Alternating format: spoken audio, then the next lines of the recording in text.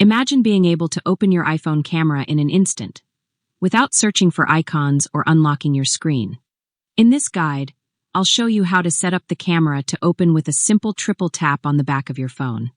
Fast, easy, and super useful. But before we begin, if you're new to my channel, don't forget to subscribe and turn on the bell so you're always notified about new tutorials I post. So, first things first, open the settings on your phone. Once you're in settings, scroll down a bit, find the accessibility section and tap on it.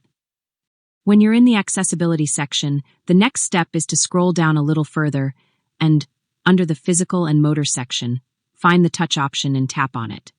Once you're on the touch settings page, you'll see a variety of options. So, scroll all the way down, and at the bottom of the page, you'll see the back tap option. Tap on it. In this section, you'll see two options, double tap and triple tap. Tap on triple tap. A list of available actions will appear right away. Find the camera option, then tap on it to select it. After that, you can simply triple tap on the back of your iPhone to quickly open the camera.